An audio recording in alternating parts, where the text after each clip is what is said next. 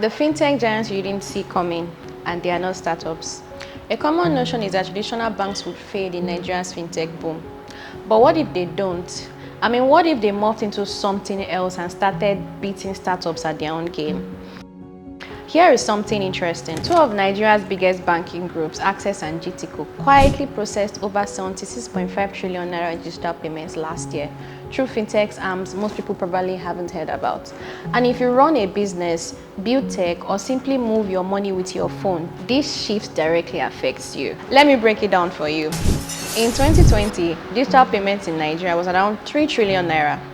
Fast forward to 2024, that number has hit 79.6 trillion naira. What does this mean? Mobile money has grown from a luxury to a new normal.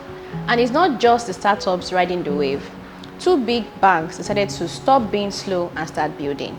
And the first to start is GTCO, which launched AbariPay in June 2022. A few months later, Access Bank launched Hydrogen. This isn't just apps. They are full-blown fintech engines moving trillions behind the scene and in front of customers. And these fintechs are now doing billions in transactions, faster than most startups can actually raise a Series A. What problems are they solving, and why should you care? Let's be real, Nigerians want to move money fast. They want instant payments, secure platforms to run their business, POS machines that don't hang when customers are in a rush. But here's the thing, fintech startups can't do it all on their own. And banks? For the longest time, they appear to have been slow to keep up. Well, until now. Access didn't go after customers directly. Instead, they built Hydrogen, a payment infrastructure company, which helps fintechs, telcos, and even other banks move money faster behind the scene. Last year, Hydrogen processed over 49.1 trillion naira in payments. That's a 313% increase from the year before. And even if you've never heard of it, chances are Hydrogen is powering the payment experience you are relying on today. GTCO took a different path. They launched AbariPay, and with it, a merchant-first platform called Squad. As opposed to functioning behind the scene, Squad is made for small businesses, retail shops, and online sellers.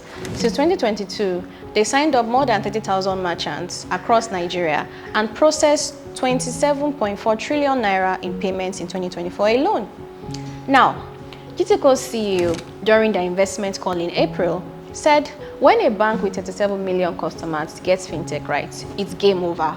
Now, they are doubling down by pushing more POS machines and expanding their footprint. So, what does this mean for you? Here is the bottom line.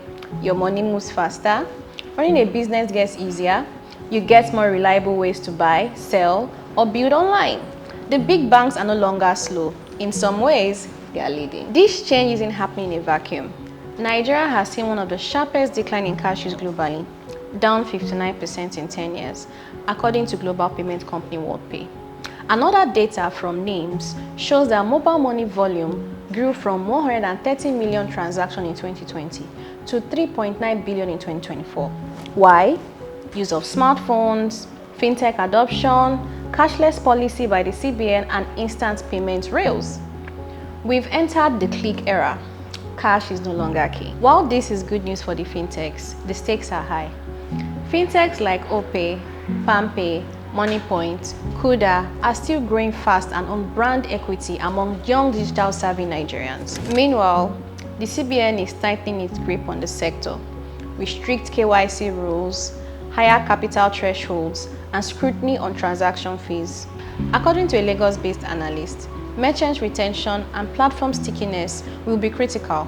If GTCO and Access can build ecosystems that keeps users locked in, they can beat the fintechs at their own game. But if it turns out into a price war, margins will vanish. There's also the matter of scale here. While Hydrogen is being positioned as a Pan-African payment backbone, continental expansion is costly and filled with regulatory mismatches. Still, the message is clear. Access and GTCO are not just playing defense anymore. They are all in.